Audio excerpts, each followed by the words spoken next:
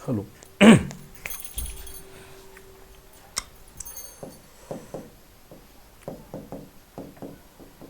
हाँ भाई दोस्तों, राधे राधे, सबको प्रणाम, सबको नमस्ते, सबको गुड इवनिंग। दोस्तों अपन पढ़ रहे थे शैक्षिक परिदृश्य की स्मार्ट क्लासेस में। एक बार फिर से आपका स्वागत है, जिसमें छोटे छोटे तौर पर बता रहा हूं। आज की क्लास में मैं कुछ ऐसी योजनाओं की बात करूंगा जो आपको किताबों में कहीं मिलेगी न, कुछ बताएगा, और उसकी संक्षिप्त जानकारी आपको होना जरूरी है। हालांकि प्रश्न आने की संभावनाएं कम है, लेकिन जानकारी होना जरूरी, क्योंकि उन्होंने केंद्र और राज्य दोनों को ऐड कर रखा है। तो मैं ऐसी नई नई योजनाओं की एक बेसिक जानकारी जो है दोस्तों आपको साथ साथ में देता जाऊंगा, जिसको अपन संक्षिप्त क्लास के अंतर्गत पढ़ेंगे।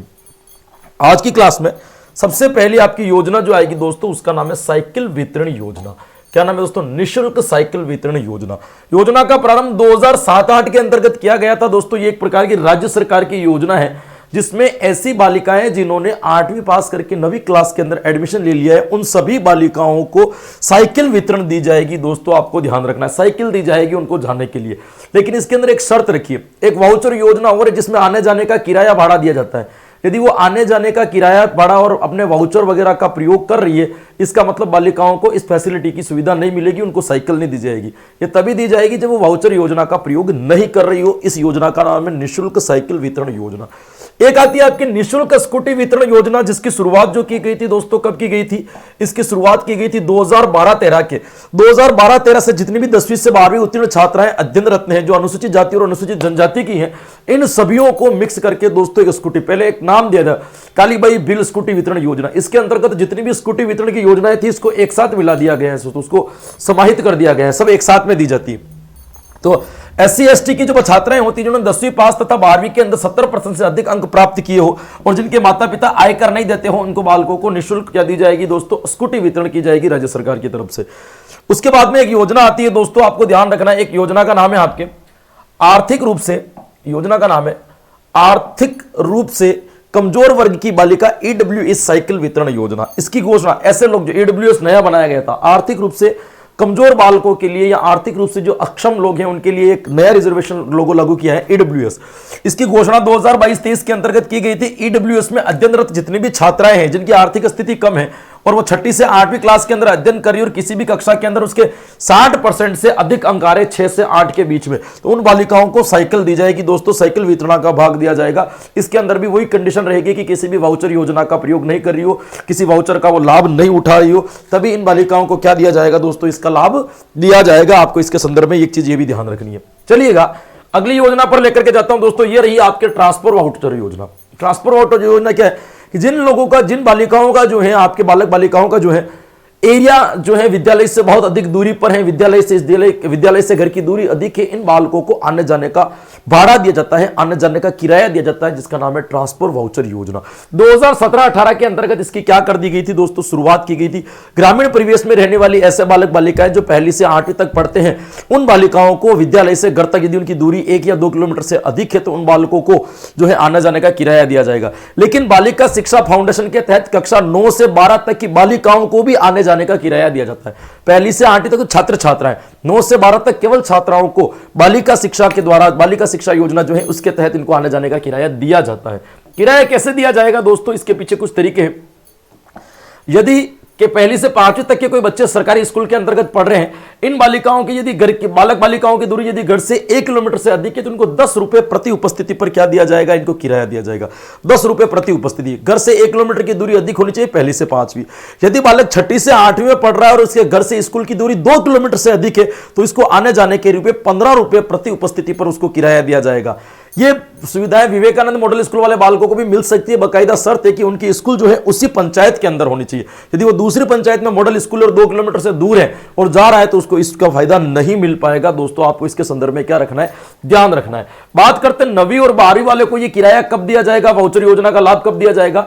राजकीय विद्यालय में पढ़ने वाली बालिकाएं ऐसी जिनके घर से दूरी 5 किलोमीटर से अधिक है, यदि वो जाती है तो उनको 20 रुपए प्रति उपस्थिति पर क्या दिया जाएगा? किराया दिया जाएगा।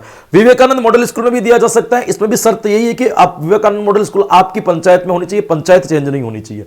11वीं 12वीं के अंतर्गत बालिकाओं को वाउचर योजना का लाभ तभी दिया जाएगा जब वो दूसरे 5 किलोमीटर दूर इसलिए जाती हैं क्योंकि उनके आसपास में कोई ऐसा स्कूल नहीं है जिसमें उनका पसंदीदा संकाय मिल जाए, पसंदीदा सब्जेक्ट मिल जाए, इसलिए वो दूसरी जा रही है। गांव में आर्ट्स है और 5 किलोमीटर दूर जाकर के आर्ट्स पढ़ रही है तो वाउचर योजना का लाभ नहीं मिलेगा। इसकी एक कंडीशन है कि कम से कम 5 बालिकाओं का एक ग्रुप होना चाहिए, 5 बालिकाओं का एक संगठन होना इसमें अनिवार्य बताया। ये है आपके वाउचर योजना। कौन सी योजना है दोस्तों? वाउचर योजना। एक योजना आती है दोस्तों जिसका नाम है आपके राजश्री योजना। भी कौन सी योजना आती है? राजश्री योजना। इसका प्रारंभ 1 जून 2016 को किया था। बेटी बचाओ के अंतर्गत बेटियों को प्रोत्साहन देने के लिए, बेटियों को लोग गर्भ में मार देते हैं, जन्म के बाद उनको बाहर फेंक देते हैं, ऐसी बालिकाओं को सुरक्षित करने के लिए, लोगों के नजरिया चेंज करने के लिए, है ना, बेटी को प्रोत्साहन देने के लिए, बेटियों की जन्म दर बढ़ाने के लिए जो ये योजनाएं शुरू की गई थी, जिसमें बालिका के जन्म से लेकर के 12वीं तक का समस्त खर्चा जो है, यानी कि 18 वर्ष तक का जो समस्त खर्चा है वो सरकार के द्वारा उठाया जाता है। और उसके लिए टोटल राशि जो निर्धारित की गई है दोस्तों, वो कितनी राशि निर्धारित की गई है दोस्तों? 50,000 रुपए की राशि निर्धारित की गई है। ये 50,000 रुपए कैसे दिए जाएंगे? ये इस प्रकार से दिए जाएंगे। जन्म के समय बालिका को 2500 रुपए दिए जाएंगे। जब बालिका 1 वर्ष हो जाएगी, अपना पहला जन्मदिन मना रही होगी, तब इसको 2500 रुपए दिए जाएंगे। राजकीय विद्यालय में प्रवेश लेगी, यानी कि 6 साल होने के बाद पहली क्लास में जाएगी, तब उसको 4000 रुपए दिए जाएंगे। जब वो 5वीं पास करके 6ठी क्लास में चली जाएगी तो 5000 रुपए देंगे इसको। और जब वो 10वीं पास कर लेगी तो 11,000 रुपए देंगे। और 12वीं पास करने पर क्या दिए जाएंगे? आपके 25,000 रुपए, यानी कि 50,000 रुपए आपको एक साथ नहीं मिलेंगे। 12वीं तक जैसे जैसे जैसे जैसे रिक्वायर बढ़ती जाएगी दी जाएगी। इसके पीछे कारण ये है कि लोग बालिकाओं को बोझ मान करके न पढ़ाएं, उसका भरण पोषण सरकार कर देगी। आपको काम है केवल और केवल पढ़ाना, ताकि इस पैसे के लालच में भी कुछ लोग ऐसे अभी तक भी जिसको अपने दिमाग से खुले नहीं है, बेटियों को लेकर के अभी तक उनकी धारणाएं बदली नहीं है, वो लोग भी अपनी बेटियों को विद्यालय भेज सकें, इसके लिए ये योजना चलाई गई थी जिसका नाम था राजश्री योजना। उसके बाद बात करते हैं दोस्तों, नहीं खाना है वहां पर रख दो। उसके बाद बात करते हैं दोस्तों, एक है आपके राजस्थान में पूर्व सैनिकों को, प्रतिभावान पुत्रियों को दी छात्रवृत्ति योजना। इसके अंतर्गत क्या चीज होती है दोस्तों कि पूर्व सैनिक जो सैनिकों से रिटायर्ड हो गए, उनकी बच्चियां जो पढ़ने में बहुत इंटेलिजेंट है, उनको छात्रवृत्ति दी जाएगी। 2001-2 के अंतर्गत जो है दोस्तों आपके ये योजनाओं का क्या किया गया था? प्रारंभ किया गया था दोस्तों। इसमें ध्यान रखना है कि 55% अधिकतम अंक होना जरूरी है 11वीं 12वीं की क्लास में। इन बालिकाओं को 1000 रुपए की छात्रवृत्ति दी जाएगी यदि वो किसी अन्य छात्रवृत्ति को प्राप्त नहीं कर रही है, यानी किसी दूसरी छात्रवृत्ति को ले रही तो ये 1000 रुपए नहीं दी जाएगी। बाकी प्रत्येक पूर्व सैनिक की बच्ची जो 11वीं 12वीं क्लास के अंदर 55% से अधिक बनाती है, उनको छात्रवृत्ति के रूप में 1000 रुपए दिए जाएंगे। क्या करना है? अभी बेटा पढ़ा रहा हूं, अभी नहीं, रुक, थोड़ी देर बाद देते हैं अपन, है ना। अभी देख, 2 मिनट रुक जा, फिर देखिएगा, 2 मिनट रुकिएगा। पूर्व मैट्रिक, अब यहां पे देखिए कुछ छात्रवृत्ति मैं आपको बता रहा हूं, कुछ छात्रवृत्ति मैं आपको बता रहा हूं। ये बहन जी मेरी 2 मिनट बैठ जा बेटा, फिर दिखाता हूं मैं। 2 मिनट बैठ में पढ़ा रहा हूं, नीचे बैठ। छोटी बच्ची है बहन जी मेरी, मान नहीं रही है भाई, है ना।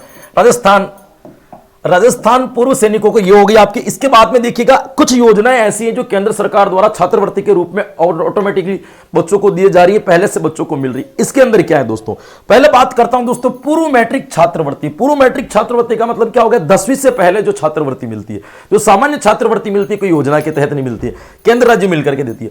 अनुसूचित जाति के जितने भी बच्चे हैं जो पूर्व मैट्रिक्स में कक्षा 6 से 8 पढ़ रहे दोस्तों, उनको 75 रुपए प्रतिमाह दिए जाते हैं, प्रतिमाह दिए जाते हैं। अधिकतम 10 महीने तक दिए जाएंगे, मतलब 750 रुपए की राशि इनको दी जाएगी। कौन से बच्चों को? 6ठी से 8वीं तक पढ़ने वाले अनुसूचित जाति के बच्चों को। फिर बात करते हैं दोस्तों अनुसूचित जनजाति के बच्चे।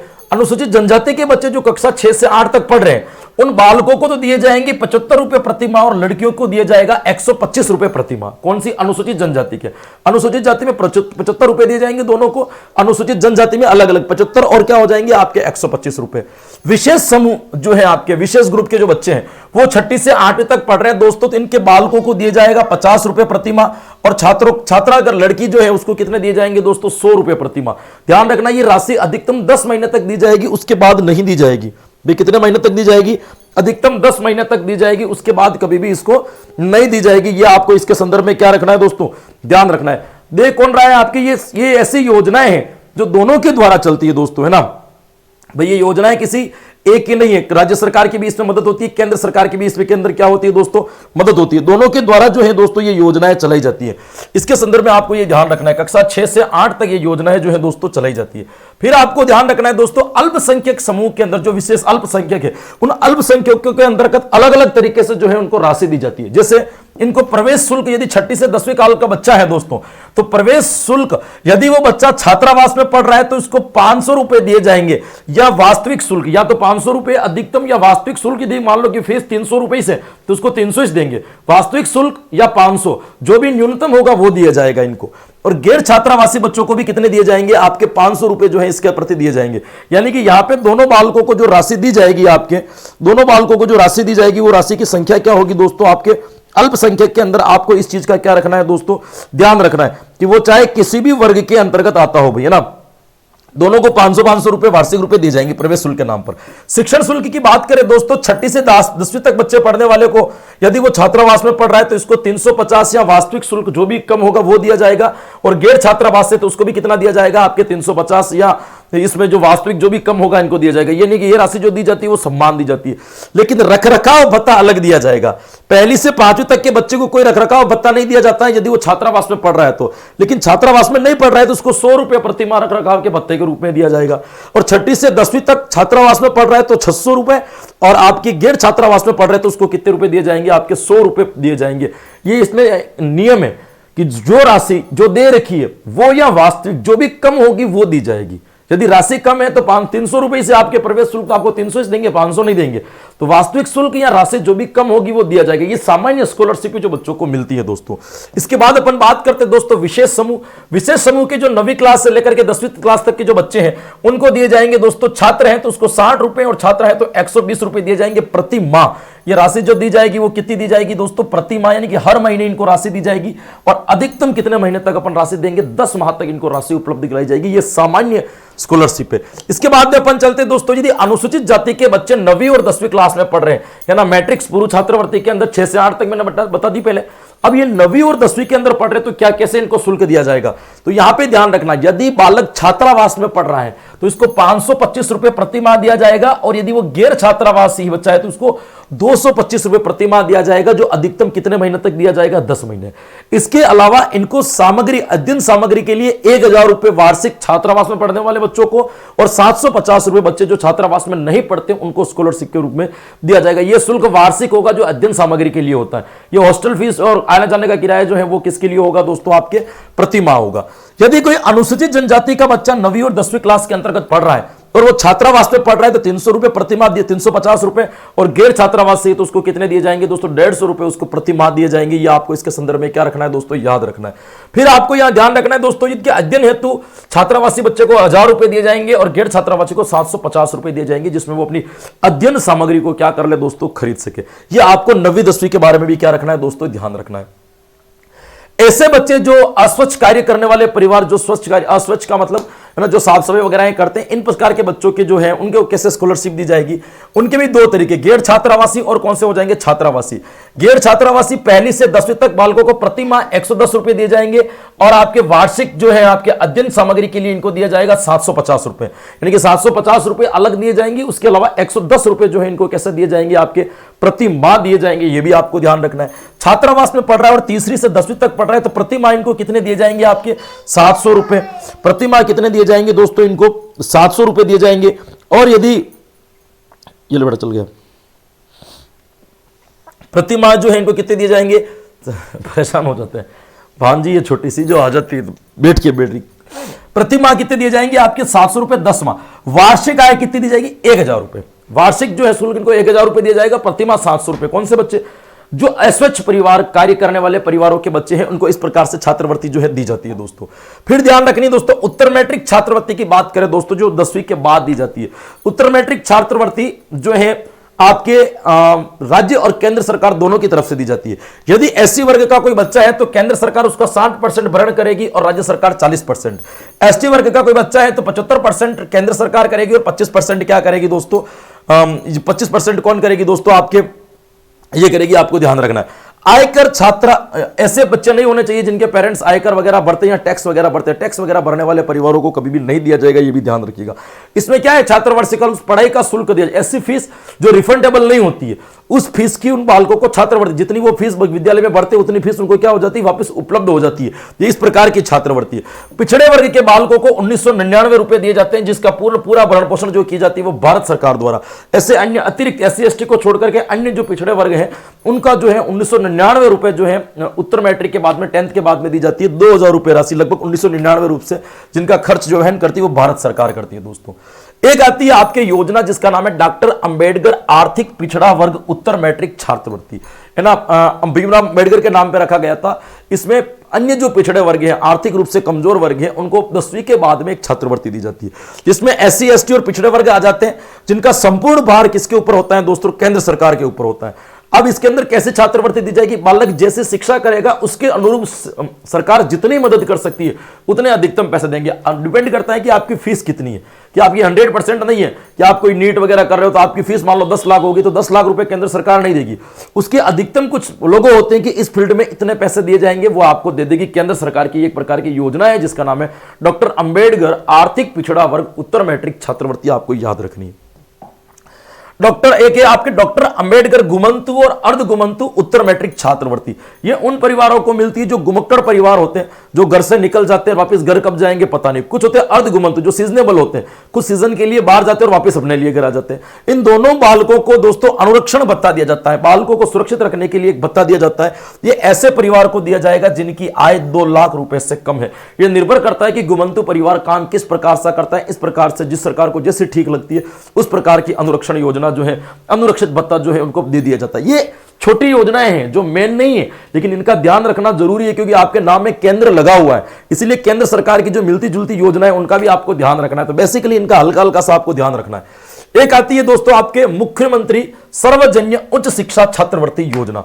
ये सभी बालकों के लिए है, चाहे वो किसी बात को उच्च स्तरीय कोई IIM IITN इस प्रकार की जो बड़ी पढ़ाई कर रहा है उन बालकों के लिए है। यदि वो ऐसे संस्थान में पढ़ाई कर रहा है जो राष्ट्रीय स्तर का संस्थान है, जो ना जो मान्यता प्राप्त राष्ट्रीय स्तर का बड़ा संस्थान है, राष्ट्रीय स्तर के संस्थान में कोई IIT IIM कर रहा है, तो ऐसे बालकों के सभी वर्गों के बालकों के लिए 50% फीस जो है दोस्तों आपके राज्य सरकार द्वारा वित्त पोषित की जाएगी। इस योजना का नाम है मुख्यमंत्री सर्वजन्य उच्च शिक्षा योजना। इसमें भी वही पैरामीटर है, आर्थिक रूप से कम होने चाहिए, इनकी आय इतनी नहीं होनी चाहिए वगैरह वगैरह सब कुछ, पिताजी आयकरदाता नहीं होने चाहिए, इस प्रकार से पैरामीटर्स इसके भी बने हुए जिसका अपन को फॉलो करना पड़ेगा। ये आपकी एक योजना होगी।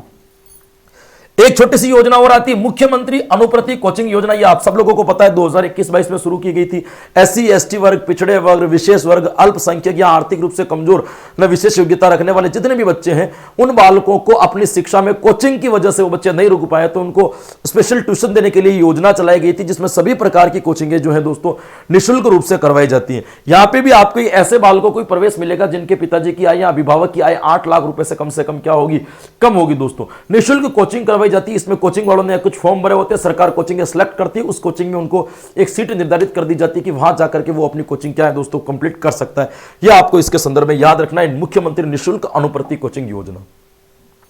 एक योजना आती है जिसका नाम है अंबेडकर DBT योजना। ये भी अभी शुरू की थी 2021-22 के अंदर। इसमें SC ST OBC MBS EWS सारे वर्ग के लोग आते हैं दोस्तों जो आर्थिक रूप से अक्षम है, जिनकी आय 2 लाख 1.5 लाख रुपए से कम है। ऐसे लोगों के लिए दोस्तों आपको शैक्षणिक सत्र में बालक यदि 12वीं के बाद स्नातक कर रहा है तो प्रत्येक शैक्षणिक सत्र के अंतर्गत जितना भी सत्र चलता है 8 महीने 10 महीने 8 महीने के शैक्षणिक सत्र या 10 महीने के शैक्षणिक सत्र के अंदर प्रति माह उसको 2000 रुपए की राशि प्रदान की जाएगी। लेकिन उनकी आर्थिक आय जो है दोस्तों कम होनी चाहिए। वर्ग कौन कौन से आएंगे, SC ST OBC MBS और EWS कोई भी इसके अंतर्गत आ सकता है, जिसका नाम है आपके अंबेडकर DBT योजना। उसके बाद में आता है दोस्तों आवासीय विद्यालय योजना। ये बहुत अच्छी है दोस्तों, 1997-98 में दोस्तों इसके लिए शुरू की गई थी। ये ऐसे लोगों के लिए जो SC ST OBC पशुपालक या ऐसे परिवार से जो अवांछित कार्य करते हैं, जैसे आपके शारीरिक व्यवसाय हो गया या सेक्स वर्कर्स हो गए, उनके जो बच्चे जो होते हैं उन बालकों की शिक्षाओं के लिए आवासीय विद्यालय खोले गए थे 6ठी से 12वीं तक, है ना। इनमें आवासीय विद्यालयों के अंतर्गत दोस्तों आपको ध्यान रखना है कि 2 तरीके से, एक संस्था है जिसका नाम है KWS जर्मनी, जिन्होंने आर्थिक सहयोग से राजस्थान में 10 विद्यालय की स्थापना की थी और राज्य सरकार ने कितनी की थी दोस्तों 22 विद्यालय। तो टोटल कितने हो गए 32 विद्यालयों की स्थापना ऐसे लिखी गई है, जिसमें 6ठी से 12वीं तक बच्चों को पढ़ाते हुए इनको सहयोग दिया जाता है। आवासीय विद्यालय जो सब कुछ निःशुल्क है, लेकिन उनकी आर्थिक स्थिति क्या हो जानी चाहिए, कम होनी चाहिए, और बच्चों की कैटेगरी इनमें से कोई एक होनी चाहिए। इस योजना का नाम है आपके आवासीय विद्यालय योजना। उसके बाद में एक आती है दोस्तों पालनहार योजना। इसके अंदर क्या होता है कि कभी किसी बच्चे के पेरेंट्स की डेथ हो जाती है तो सरकार क्या करती है, उस बच्चे को उसके जो भी घर के रिश्तेदार होते हैं, परिवार वाले होते हैं, उनके नजदीक उनको पालने के लिए दे दी जाती है और उसके पालन का खर्चा जो है वो सरकार उठाती है, जिसके अंदर उनको पैसे किस इस तरीके से दिए जाते हैं कि 0 से 6 साल तक वो बच्चा होगा तब तक प्रति माह उसको 500 रुपए दिए जाएंगे उसके भरण पोषण के लिए, और 6 से 18 वर्ष तक उसको प्रति माह कितने दिए जाएंगे, 1000 रुपए की राशि दी जाएगी। यानी कि 5वीं तक 6 साल का बच्चा जब तक विद्यालय नहीं जाएगा तब तक तो 500 रुपए, जैसे विद्यालय शुरू करेगा और 12वीं तक पढ़ेगा तब तक प्रति महीने उसको 1000 रुपए की राशि प्रदान की जाएगी। और कपड़े, जूते आदि खरीदने के लिए, स्वेटर, जर्सियां वगैरह खरीदने के लिए 2000 रुपए की वार्षिक सहायता अलग से और प्रदान की जाएगी। लेकिन इसमें भी एक शर्त है कि जो उस बच्चे को पालन कर रहे हो, जो उस बच्चे को पाल रहे हो, उसकी इनकम 1,20,000 से कम होनी चाहिए। 1,20,000 से उसकी इनकम कभी भी अधिक नहीं होनी चाहिए। इस योजना का नाम है आपके पालनहार योजना। एक आती है दोस्तों मुख्यमंत्री हुनर विकास योजना। मुख्यमंत्री हुनर विकास योजना, पालनहार योजना के अंतर्गत जो बच्चे पल रहे हैं, जिनके पेरेंट्स नहीं और दूसरी जगह पे, वो बालक यदि अपने हुनर का विकास करना चाहते हैं, किसी उच्च संस्थान में शिक्षण करना चाहते हैं, किसी कंपटीशन को देकर के उसका गवर्नमेंट में सिलेक्शन होता है, वहां पे वो फीस वगैरह नहीं जमा करवा पाता है, तो वो रसीद जमा करवा करके उसकी पूर्ण राशि जो है दोस्तों सरकार से प्राप्त कर सकता है, जिसका नाम है मुख्यमंत्री हुनर विकास योजना, जिसमें है ना अनाथ बालकों के लिए चलाई गई एक प्रकार की योजना है। एक आपके पुरस्कार योजना और आती है जिसको अपन जानते हैं दोस्तों, अंबेडकर पुरस्कार योजना। अंबेडकर पुरस्कार योजना की शुरुआत 2015 को की गई थी दोस्तों, जो 14 अप्रैल को दिया जाता है। ऐसे बच्चे जो SC/ST वर्ग से हैं और जिनकी आर्थिक आय वास्तविकता में कम है और 10वीं 12वीं में सर्वोच्च अंक प्राप्त करते हैं, ऐसे बालकों को 51,000 रुपए की राशि नकद प्रदान की जाती है, जिसका नाम है अंबेडकर पुरस्कार योजना, जिसकी शुरुआत 2015 में की गई थी। यह पुरस्कार 14 अप्रैल के दिन जो है बालकों को दिया जाता है। आपको इसके संदर्भ में ध्यान रखना है। एक योजना है जिसका नाम है दोस्तों देवनारायण योजना। देखिए देवनारायण योजना के अंतर्गत लगभग सारी योजनाएं किसी न किसी योजना में सम्मिलित हो गई है, बहुत कम योजनाएं चली है, लेकिन फिर भी ध्यान रखिएगा अन्य पिछड़े वर्ग जो होते हैं, रेबारी है ना, गाडरी, लुहार, जो अन्य पिछड़े वर्ग के अंतर्गत आते हैं, जो गुमंतु परिवार होते हैं, जो अर्धगुमंतु परिवार होते हैं, इन बालकों के लिए एक देवनारायण योजना जो है दोस्तों शुरू की गई थी, जिसमें सारी सुविधाएं थी। इनके उत्तर मैट्रिक छात्रवृत्ति इन बालकों को दी जाती थी, कोचिंग के लिए अनुप्रति योजना दी जाती थी। अब तो इसको इसी नई अनुप्रति योजना के अंतर्गत जोड़ दिया था। पहले अनुप्रति योजना देवनारायण अलग थी इन परिवार वाले बालकों के लिए। देवनारायण स्कूटी वितरण योजना, जिसको वर्तमान में सबको कालीबाई बिल योजना के अंतर्गत लेकर के आ गए। देवनारायण गुरुकुल योजना, जिनको आवासीय विद्यालय में लेकर के आ गए। तो ये देवनारायण योजना ऐसे परिवार वालों को चलाई गई थी जो ऐसे पिछड़े होते, जिनको सारी सुविधाएं अलग से दी जाती थी, लेकिन धीरे धीरे इन सुविधाओं को लगभग अब क्या कर दिया गया है, मर्ज कर दिया गया है। तो इनमें देवनारायण से चलने वाली जितनी भी सुविधाओं को आपको ज्यादा आपको पता ना हो, लेकिन फिर भी आपको इनके बारे में पता होना चाहिए कि देवनारायण जो है वो किसके लिए होते हैं। अति पिछड़े वर्ग जो होते हैं, जो गुमंतु या घुमक्कड़ परिवार होते हैं, उन परिवार के लिए बालकों की शिक्षा के लिए ये योजना चलाई गई थी। इन योजनाओं के नाम कम से कम आप याद रख लेना, ज्यादा डिटेल इसके बारे में याद न रख पाओ तो कोई बात नहीं। देवनारायण योजना यूट्यूब पे मैं डिटेल बता ही रहता हूं, लेकिन आपको यहां पे हल्की फुल्की ज्यादा जानकारी याद रखने की आवश्यकता नहीं है, क्योंकि स्मार्ट क्लासेस के अंतर्गत ये थी आपके केंद्र एवं राज्य सरकार द्वारा संचालित कुछ योजनाएं और इसके अंदर दिए जाने वाले प्रमुख पुरस्कार, जिसके बारे में अपन ने बात कर ली, जिसके बारे में अपन ने चर्चाएं कर ली। लेकिन मानता हूं कि ये सारी क्लासेस आपके लिए बहुत उपयोगी होगी। इसमें मैं थोड़ा सा फास्ट भी चला था, फास्ट चलना मेरे लिए जरूरी भी था, क्योंकि मैं अगर धीरे धीरे चलूंगा तो अपने लक्ष्य तक अपन कभी भी नहीं पहुंच पाएंगे। धन्यवाद, फिर मिलेंगे कल स्मार्ट क्लासेस के साथ। तब तक के लिए राधे राधे, जय हिंद।